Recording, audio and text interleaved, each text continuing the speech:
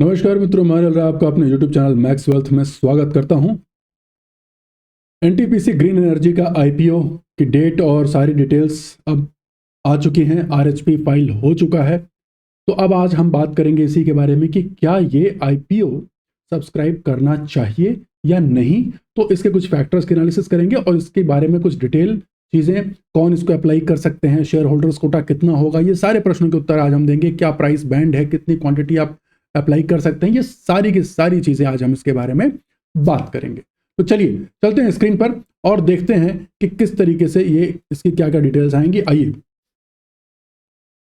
देखिए, ये NTPC green energy का हमारी पिछली वीडियो में जिन्होंने देखा होगा उसमें बताया था कि 10,000 करोड़ का ये आईपीओ है और लगभग इसका 75% जो है वो जाएगा डेट पेमेंट में।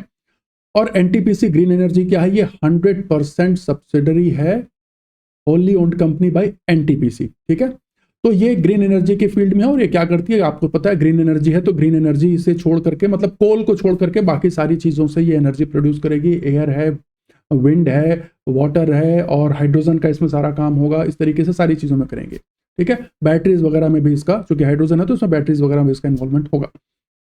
अब मेन बात जो है वो क्या है, तो इसमें एनटीपीसी की 100% सब्सिडरी है। एनटीपीसी अपने 11% जो स्टेक होल्डिंग है वो ये सेल कर रहा है यहाँ पर, और वही 10,000 करोड़ की वैल्यू के हिसाब से इसको वो बेच रहे हैं। ठीक है, तो आइए चलिए चलते हैं और देखते हैं। कहा जा रहा है कि देखिए ये आईपीओ जो है वो हुंडई मोटर और स्विगी के बाद बहुत बड़ा आईपीओ होने वाला है। प्राइस बैंड क्या है, तो प्राइस बैंड 102 रुपए से लेके 109 रुपए के है। मार्केट अपर प्राइस बैंड यानी 108 रुपए पे इसकी जो मार्केट कैप आ रही है वो 91,000 करोड़ की आ रही है। इसके बारे में हम बात करेंगे क्या चीज़ है, इसको कैसे करना है।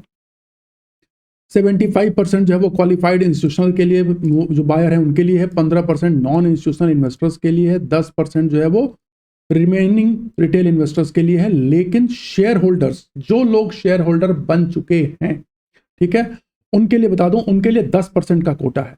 अब शेयर होल्डर कौन है, तो शेयर होल्डर के लिए क्या एलिजिबिलिटी है, आरएचपी डेट। ठीक है, आरएचपी जो डेट है, आरएचपी डेट है 13 तारीख, 13 नवंबर। आरएचपी डेट के पहले, ठीक है, बिफोर आरएचपी डेट जिसने जिसने भी एनटीपीसी के शेयर लिए होंगे, ठीक है, एनटीपीसी का अगर आपके पास एक शेयर भी है तो भी आप शेयर होल्डर्स कोटा में अप्लाई करने के लिए एलिजिबल हैं। ठीक है, अब फर्क क्या आएगा शेयर होल्डर कोटा में कि एक तो भैया 10% का आपको इसमें रिजर्वेशन है, एक तरीके से समझ लीजिए। अब दूसरी चीज कि रिटेल इन्वेस्टर्स जो है वो मैक्सिमम 2 लाख तक बिड कर सकते हैं एचएनआई कैटेगरी में। अब मैं आपको बताता हूं कि करके इशू कब ओपन होगा, 19 नवंबर को। क्लोज कब हो जाएगा, 21 तारीख को। ऑफर साइज 10,000 करोड़, ठीक है। फेस वैल्यू 5 रुपए की फेस वैल्यू है। प्राइस बैंड 102 से लेके 108 का है, तो अपर बैंड मान के चलते हैं। लॉट साइज 138, मतलब मिनिमम एक एप्लीकेशन में 138 शेयर्स होते हैं। मतलब यह है कि आप जो है 138, तो 138 इंटू 108 कर लेते हैं तो 14,904 रुपए। ठीक है, अब वहीं पर एचएनआईज के लिए क्या है, एचएनआईज के लिए मिनिमम 14 लॉट हैं। ठीक है, तो 14 लॉट मतलब 14 इंटू 138 इंटू 108, तो 2,08,656। ये जो है मिनिमम अमाउंट एचएनआई कैटेगरी में निकल करके आएगा। ठीक है, जो एचएनआई में अप्लाई करेंगे मिनिमम 14 लॉट के लिए उनका, तो इतना आपको मिनिमम अमाउंट चाहिए अप्लाई करने के लिए एचएनआई कैटेगरी में। और रिटेल कैटेगरी में 14,000 रुपए, 914 मतलब 15,000 रुपए आपको मिनिमम वहां पर देने। ठीक है, और फिर उसी मल्टीपल में लॉट में आप कर सकते हैं। अब थोड़ी सी बात यह है कि हमें बात ये करनी है कि क्या हमें ये करना चाहिए, क्या इसको हमें अप्लाई करना चाहिए। देखिए कंपनी बड़ी अच्छी है, सब कुछ बहुत अच्छा है, लेकिन वैल्यूएशन मैटर करता है ना। तो आइए थोड़ा सा हम देखते हैं यहाँ पर कि कहाँ पर है। देखिए 91,000 करोड़ का इसका जो है ये मार्केट कैप है। और ये सारी बातें हो गई, चलिए 1,000 करोड़ ये हो गया, ये सब सारी बातें हो गई। अब आते हैं थोड़ा ग्रे मार्केट प्रीमियम पे। अभी मार्केट का जैसा मूड माहौल चल रहा है, आपको पता है कि जहां हाई वैल्यूएशन है वहां से लोग थोड़ा दूर भाग रहे हैं। ठीक है, तो अब यहां पर जीएमपी इसकी पहले 25 रुपए थी, अब गिर करके, मतलब ग्रे मार्केट प्राइस, ठीक है, वो अब ₹1.40 आ गई है। बहुत तगड़ा जबरदस्त डिक्लाइन है, मतलब कि मार्केट में अब कोई इसको, मतलब इसका जो माहौल है, मूड माहौल, वो खराब हो चुका है। अब इसके पीछे रीजन क्या है, रीजन की बात करूंगा मैं, थोड़ा सा आ जाता हूं मैं यहाँ पे फाइनेंशियल्स, थोड़े से इसके फाइनेंशियल्स देख लेते हैं हम। देखिए एकदम नई कंपनी है, 2022 में फॉर्म हुई है, तो नई कंपनी है और 2022 में देखिए फॉर्म हुई, तो ज़्यादा तो उसके पास ट्रैक रिकॉर्ड है नहीं, लेकिन एनटीपीसी की कंपनी है, गवर्नमेंट बैकिंग है, तो उसमें हमें चिंता करने की बात नहीं है, लेकिन फिर भी नंबर्स तो हमें चेक करने होंगे। अब नंबर्स क्या है भैया, फाइनेंशियल ईयर 24 में इसने प्रॉफिट कितना कमाया, 344 करोड़ का, ठीक है, और लगभग 2000 करोड़ की रेवेन्यू है। अब प्रोजेक्शन देखिए H1 25, अभी मतलब अभी ये कितना है, H1 25 है अभी, पहले ही हाफ ईयरली है ये, तो 208 करोड़ होता है ये। तो पूरे साल का अगर हम ये मान के चलते हैं कि भैया अगर यही रेट रहेगा पूरे साल का, तो मोटा मोटा 400 करोड़ का लगभग, अगर ये इतना ही रहता है तो उसका डबल मैं पकड़ लूँ तो 400 करोड़ का इसका यहाँ पर प्रॉफिट आना चाहिए। हो सकता है बढ़ भी जाए थोड़ा बहुत, आगे पीछे हम अजम्पशन करके चल रहे हैं, पिछली बार 2000 करोड़ था तो यहाँ भी लगभग 2000 करोड़ तो होना ही चाहिए, 5-10% ऊपर नीचे हो सकता है, ठीक है। तो चलो मैं सेम मान के चलता हूँ 2000 करोड़। अब इसकी पी निकाली जाए, पी निकालने के दो तरीके होते हैं भैया, एक तो ईपीएस पता हो, ईपीएस हमारे पास पता है नहीं, लेकिन हमारे पास एम कैप पता है, मार्केट कैप पता है, तो डिवाइडेड बाय नेट प्रॉफिट, ठीक है। तो ये इस साल 91,000 डिवाइडेड बाय 345 और यहां पर हो गया 91,000 डिवाइडेड बाय 400, ठीक। यहां पर पीई निकल के आ रही है 263 की पीई, और यहां पर पीई निकल के आ रही है 91,000 डिवाइडेड बाय 400, 227 की पीई। भैया बहुत ज्यादा है ये, मानता हूं ग्रीन एनर्जी है और नाम में ग्रीन लगा है, लेकिन इसका मतलब ये नहीं है कि भैया कुछ भी, मेरे हिसाब से भैया ये तो कुछ भी है।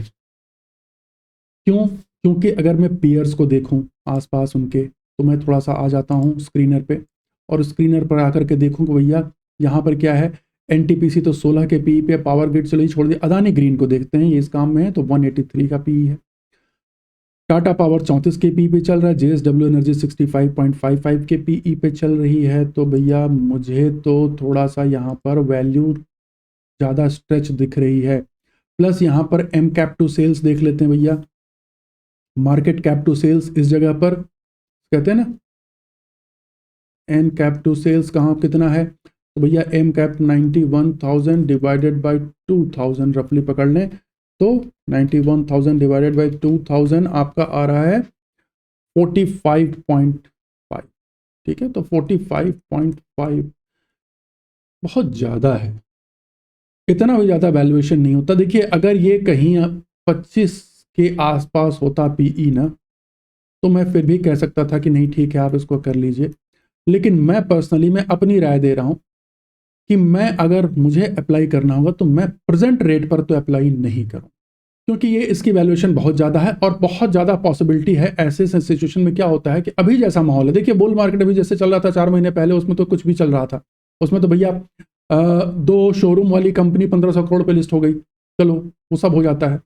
लेकिन अब इस समय एवरीबडी इज पैनिक्ड, हर आदमी जो है वो पैनिक सिचुएशन में है, और अब जो है कहते हैं ना फूंक फूंक के कदम रखे जा रहे हैं मार्केट में। अच्छे अच्छे शेयर जिनके अच्छे अच्छे रिजल्ट हैं, अच्छे अच्छे वैल्यूएशन पे हैं, उनको भी अभी कोई बाय करने की नहीं सोच रहा है। अभी तो भैया सब डर के मारे बैठे हुए हैं, जिनके पैसे फंसे हुए हैं वो परेशान है, जिन जो पैसे लेके बैठे हैं वो परेशान है कि डालें कि नहीं डालें, तो दोनों ही तरीके से परेशान है। तो ऐसी सिचुएशन में मुझे नहीं लग रहा है कि इसमें इस समय इस भाव पे लगाना कोई बुद्धिमानी होगी। तो प्रेजेंट सिचुएशन में ये थोड़ा सा अभी मुझे लग रहा है कि ओवर स्ट्रेच है, थोड़ा सा हो सकता है लिस्टिंग के बाद ये गिर करके 70-80 रुपए के आसपास आ जाए, नहीं भी आ सकता है, हो सकता है, अपनी अपनी पसंद है, लेकिन अभी जैसे सिनेरियो है थोड़ा सा हो सकता है कि इसमें हाँ कंपनी अच्छी है, पोटेंशियल अच्छा है, सब कुछ अच्छा है, लेकिन वैल्यूएशन थोड़े से स्ट्रेच लेवल पे लग रहे हैं। ये लिस्ट ही 91,000 करोड़ पे हो रही है, तो ये लगभग लार्ज कैप हो, मतलब अगर थोड़ा भी प्राइस कहीं उस दिन लिस्ट होने के, क्योंकि लिस्टिंग जो होगी वो 108 पे तो होगी नहीं, लिस्टिंग गेन अगर आती है, हालांकि जीएमपी नहीं दिखा रहा है कि लिस्टिंग गेन बहुत ज़्यादा होगी, अगर लिस्टिंग इससे ज़्यादा होती है तो फिर उस सिचुएशन में आपकी मार्केट कैप अभी ही 91,000 की है, तो 1 लाख करोड़ क्रॉस हो जाएगी, तो ऐसे ही लार्ज कैप में हो जाएगा। लार्ज कैप में कितना, तो अभी इन्वेस्टमेंट जो है जहां पर मुझे दिख रहा है कि स्मॉल कैप या मीडियम कैप जो वैल्यूएशन है वहां ज़्यादा अच्छा बेनिफिट मिल रहा है। तो मेरा इसमें सजेशन क्या है, मेरा सजेशन रहेगा कि भैया देखने दीजिए, लिस्टिंग गेन का बहुत बड़ा इसमें स्कोप मुझे दिखाई नहीं दे रहा है। यहाँ पर गवर्नमेंट कंपनी है, अभी तो पीएसयू की हालत वैसे ही खराब चल रही है, तो पीएसयूज में ऐसे ही कोई बहुत बाइंग नहीं चल रही है। लिस्ट हो जाने दीजिए। लिस्ट होने के बाद अगर हो सकता है आपको सही रेट में मिले या ऊपर के रेट, जो भी रेट मिले, आपको कम से कम पता तो चल जाएगा कि मार्केट का रिस्पॉन्स कैसा है। पता चला कि आपने सब्सक्राइब तो कर लिया एक, लेकिन लिस्टिंग कहीं सेम प्राइस पे हुई या उससे कम प्राइस पे हुई और आप बेचने में चूक गए, तो वो और नीचे आ गया और फिर आप लॉस लेके बैठे रहे। तो इससे अच्छा है सेकेंडरी मार्केट में इसको ट्रेड करें, प्राइमरी मार्केट में आपको जाने की ज़रूरत नहीं। इन्हीं शब्दों के साथ विराम लूंगा। आशा करता हूँ आपको ये वीडियो पसंद आया होगा। अगर वीडियो पसंद आया तो इसे जरूर लाइक, सब्सक्राइब और शेयर कर लें भैया। अगली वीडियो में आपसे फिर मिलूंगा, तब तक के लिए बहुत बहुत धन्यवाद। नमस्कार।